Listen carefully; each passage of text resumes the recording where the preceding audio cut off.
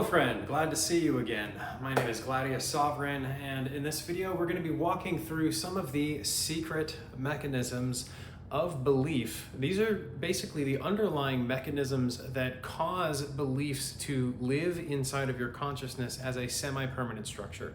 Now, it's my belief that you have exactly as much free will over your beliefs as you do your hand.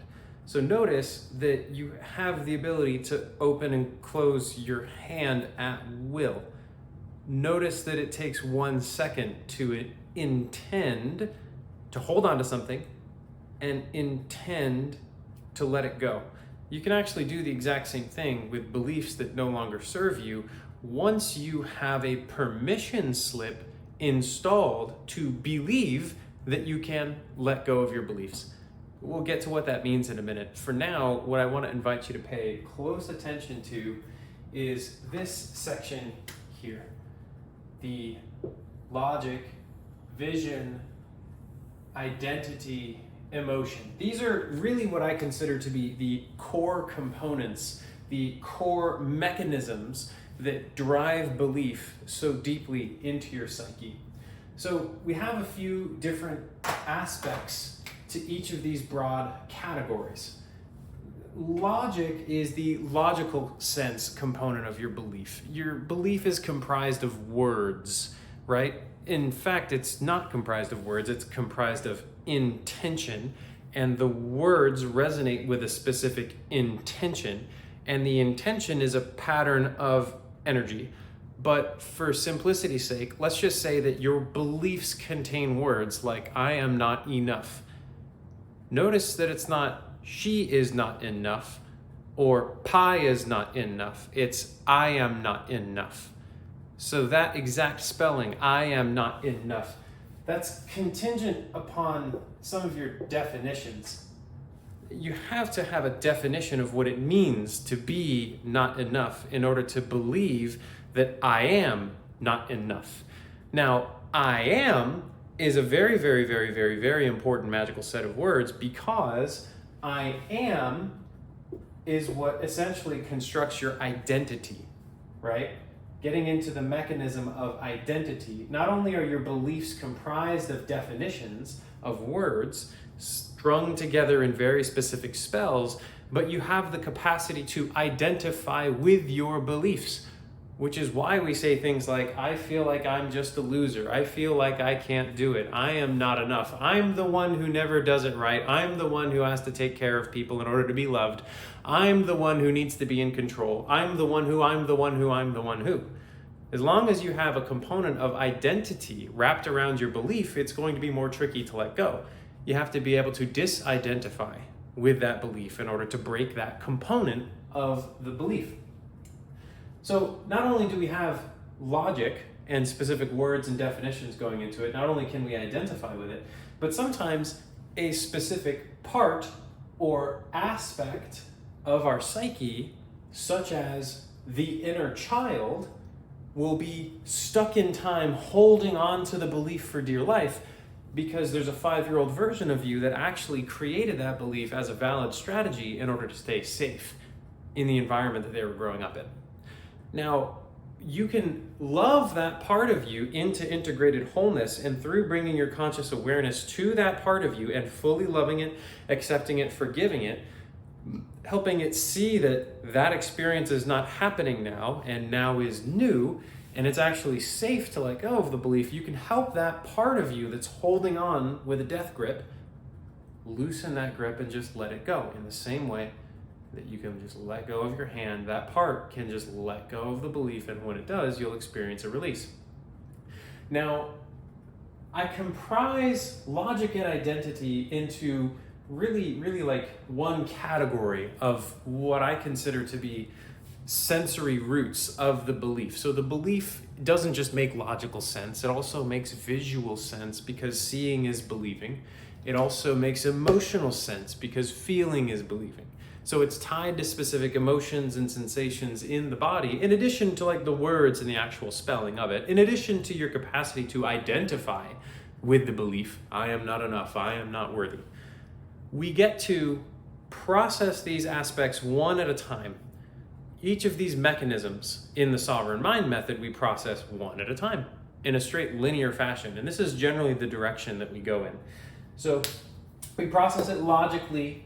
We pick apart any definitions that no longer make sense. We help the parts feel safe letting it go. We disidentify with the belief.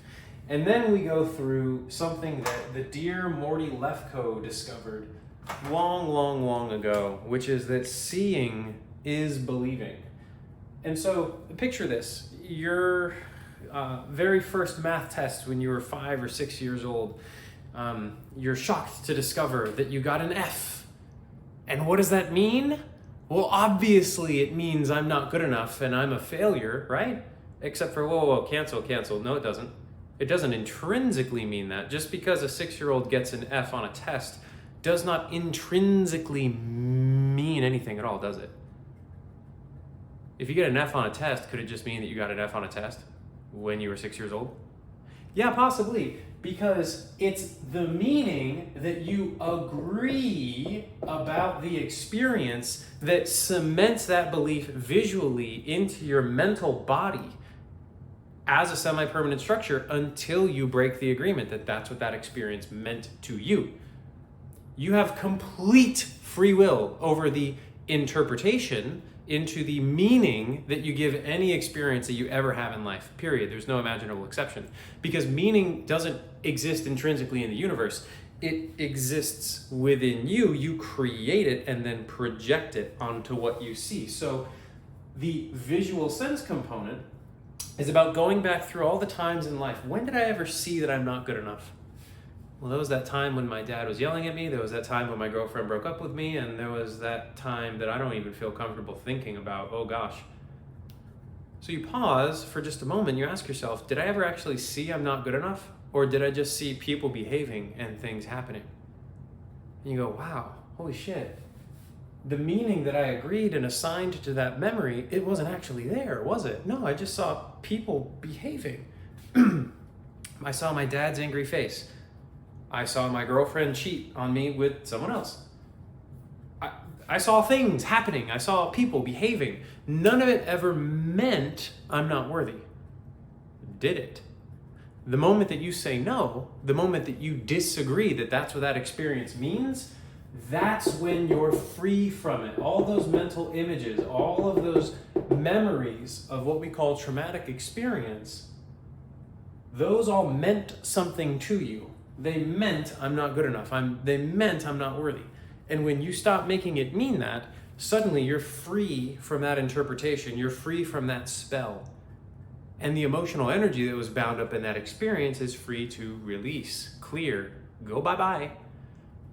We cement this awareness by de-interpreting the memory. You look back at the memory, you look back at the experience, and you see it for exactly what it was, stripped away from all stories. And instead of seeing I'm not worthy, you see, oh, I saw my dad behaving, check, okay, cool. Yep, in that memory, I saw my mom behaving. Yep, all right, great.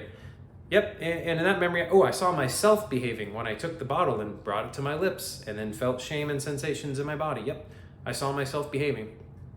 Every single imaginable circumstance, you just saw what you saw. You just saw the experience. And none of it ever meant that you're not good enough. And if you try to find it, if you try your hardest to find the proof that you're not good enough, you won't be able to if you follow the prompt correctly. But then you might say, fuck, Glad, I know I didn't see I'm not good enough. I know that's not possible. I looked through my past, I just saw people behaving, but I felt not good enough. I felt not worthy. I felt not capable. I felt I can't do it. I felt not important. And the good news is, no, you didn't. That's not possible. I'll prove it to you. Watch this. Simple question. Do people, human beings, like the ones in the Earth suit, do people feel English words and sentences? Like, can you feel in your body the hot dog went to New York? Can you feel in your body aluminum cans are light? Can you feel in your body shabba-labba ding-dong snuffleupagus? No, You can't feel those words in your body because those words are words. You don't feel words. You don't actually viscerally feel a dictionary flipping to a page every time that you speak a word or an intention, do you? No. Do human beings feel English sentences and words, or do they feel emotions and sensations? Do people feel fear?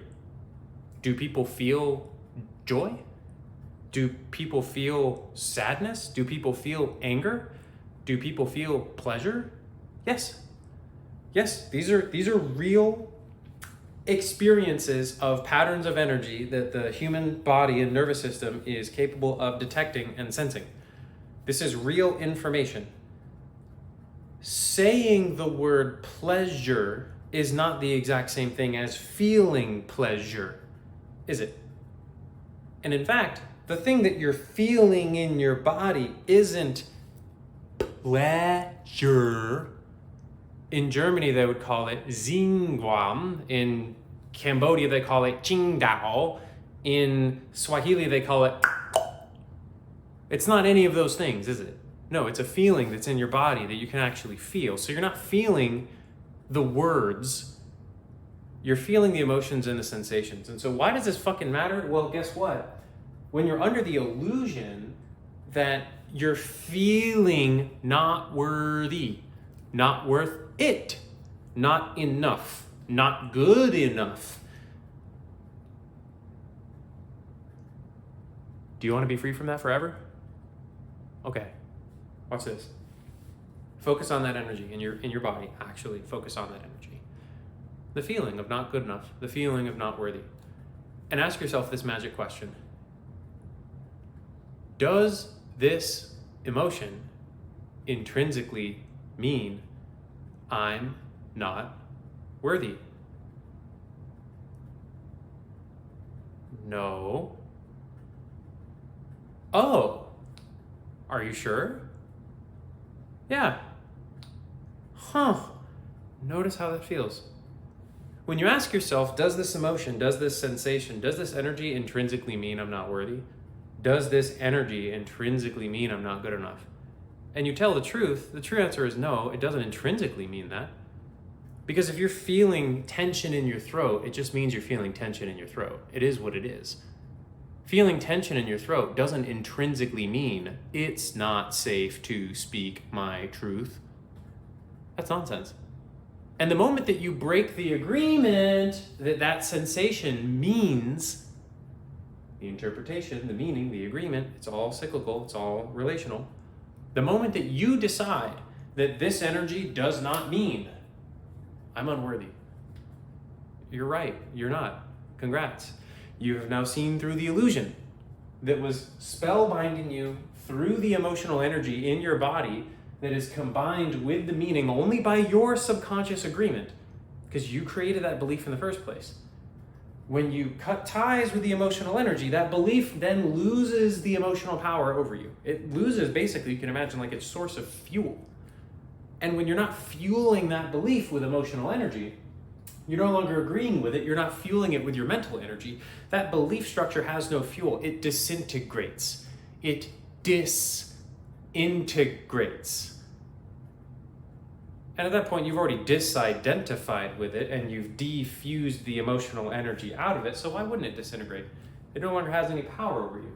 When you process the belief logically, you disidentify with it, you strip away all of the past memories and experiences that used to mean that. No, they don't. I'm free from that lie. I'm free from that illusion. You strip away all of the emotions and sensations by breaking the agreement. No, none of this energy means that I'm not enough. None of this energy means I'm not worthy. You're free from that belief permanently. Congratulations. I call this the sovereign mind method. And ultimately, you can apply these principles to help any inner child. You can process any traumatic experience and you can release any stuck emotion simply by asking the right questions.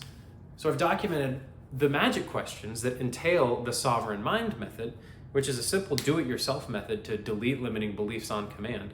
I've trained dozens of people how to do this. I've worked with hundreds more, and we have a community of dozens and dozens of people turning into hundreds and thousands, where we practice this method multiple times a week to delete limiting beliefs on command. And if any of this made sense to you or is intriguing to you and you want to have the direct experience of it, the gnosis is going to be a lot more powerful and a lot more transformational and give you a lot better results than simply intellectually understanding this information. So I invite you to join us. We meet Tuesdays, Thursdays, 2 to 4 p.m. Central.